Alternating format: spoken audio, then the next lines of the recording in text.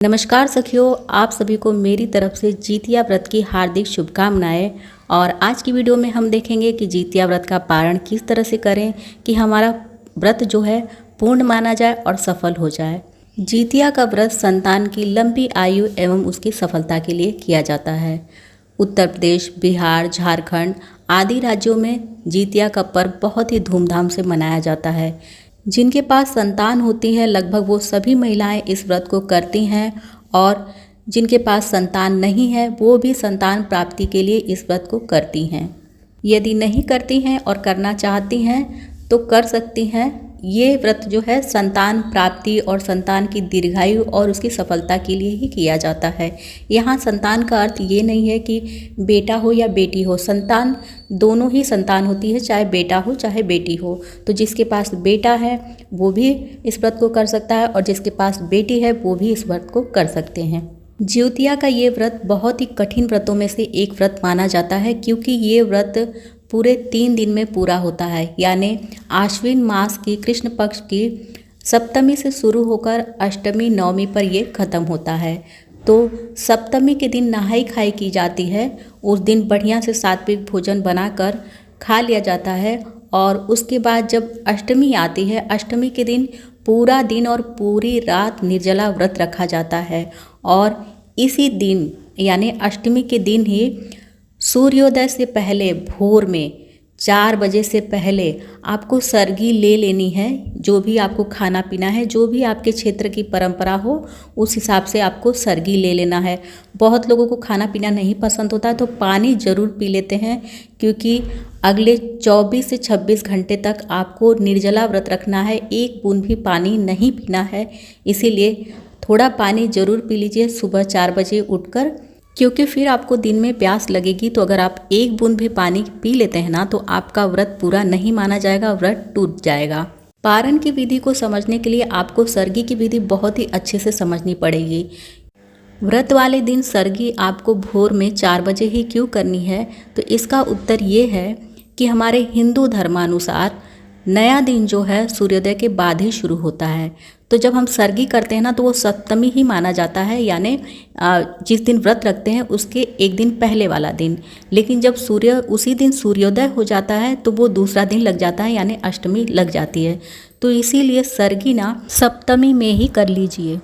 और इसमें बहुत से लोगों ने प्रश्न पूछा है मुझे सरगी वाली वीडियो पर कि हम 3 बजे कर लें, 4 बजे कर लें, या फिर दीदी गलती से सो गए थे, क्या हम 5 बजे सरगी कर सकते हैं। तो देखिए, वैसे तो कोशिश करिए कि आप 3 बजे उठ जाइए, घड़ी का अलार्म वगैरह लगा लीजिए तो उठ ही जाएंगे। और 3 बजे उठेंगे तो नहाना धोना, पूजा पाठ और सरगी बड़े आराम से 4 बजे तक हो जाएगी। लेकिन अगर गलती से आप नहीं उठ पाते हैं तो 4:30 तक तो सरगी कर ही लीजिए, 4:30 या 4:45 बजे तक तो कर ही लीजिए। उसके बाद मत करिए, क्योंकि उसके बाद अगर सूर्योदय हो जाएगा तो आप के व्रत रखने का कोई मतलब नहीं होता है। तो अगर आपको सरगी करना है तो बड़े ध्यान से 4 बजे तक कर लेंगे तो बहुत ही बढ़िया है। लेकिन 4 से 4:30 भी अगर हो जाता है तो चलेगा, कोई दिक्कत नहीं है। बिल्कुल यही नियम जीतिया व्रत के पारण में भी लगते हैं, क्योंकि अष्टमी के दिन पूरे दिन और पूरी रात निर्जला व्रत रखा जाता है। तो पूरे दिन और पूरे रात को मिलाकर एक दिन की पूरी अष्टमी मानी जाती है। और दूसरे दिन जब सूर्योदय हो जाता है तो उसके बाद नवमी लगती है। तो इसी तरह से हमें पारण भी सूर्योदय के बाद ही करना है। अगर हम सूर्योदय के पहले कर लेते हैं पारण को तो वो अष्टमी ही माना जाएगा और आपका व्रत पूरा नहीं माना जाएगा। इसीलिए मैंने आप लोगों को इतने अच्छे से सरगी की विधि समझाई है। तो आप इस नियम से हर साल जीतिया व्रत, सरगी, जीतिया व्रत और जीतिया का पारण बड़े आसानी से कर सकते हैं, क्योंकि हमारे हिंदी महीने कभी भी बदलते नहीं हैं। हमारे हिंदी महीनों के अनुसार जीतिया का व्रत हर साल आश्विन मास की कृष्ण पक्ष की अष्टमी को ही रहता है, और नवमी को पारण की जाती है और सप्तमी को नहाई खाई की जाती है। तो ये हर साल एकदम एक ही बराबर टाइम पे आता है। लेकिन अंग्रेजी महीनों के हिसाब से अगर आप देखेंगे तो उसमें तारीखें बदलती रहती हैं, और अंग्रेजी महीने के हिसाब से अगर आप नहाई खाई, सरगी और व्रत का पारण करते हैं तो आपके व्रत में थोड़ी गड़बड़ी हो सकती है, क्योंकि अंग्रेजी दिनों के हिसाब से क्या होता है कि रात को 12 बजे ही दूसरा दिन लग जाता है, जबकि हमारे हिंदू धर्मानुसार जब तक सूर्योदय नहीं होता है तब तक दूसरा दिन नहीं लगता है। तो इस बात का ध्यान देकर आप अगर व्रत की सरगी और व्रत का पारण करेंगे तो आपका व्रत एकदम पूरा और सफल माना जाएगा। और नवमी के दिन सूर्योदय के बाद जितिया का व्रत जब आपका पूरा हो जाता है तो आपके क्षेत्र की परंपरा अनुसार जिस तरह से भी आपके क्षेत्र की तरफ पारण किया जाता होगा, या फिर आपके परिवार की परंपरा के अनुसार जिस तरह से पारण किया जाता होगा उस तरह से पारण कर लीजिए।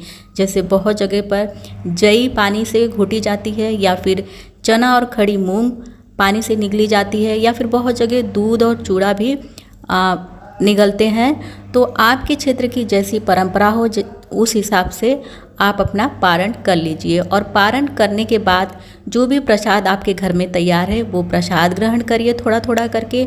उसके बाद शुद्ध सात्विक जो भी भोजन आपने बना कर रखा है उसे प्रेम पूर्वक खाइए। इस प्रकार आपका पारण एकदम पूर्ण हो जाएगा, आपका व्रत एकदम पूर्ण माना जाएगा। और अगर आपको अंग्रेजी दिनों के हिसाब से जानना है तो इस साल 25 सितंबर को जितिया का व्रत था, तो उस हिसाब से 26 सितंबर को पारण है। तो 26 सितंबर के दिन जिस दिन उग जाएगा यानी सूर्योदय हो जाएगा उस दिन आपको पारण करना है। तो मैंने बहुत ही अच्छे से आप लोगों को वीडियो में समझाने की कोशिश की है।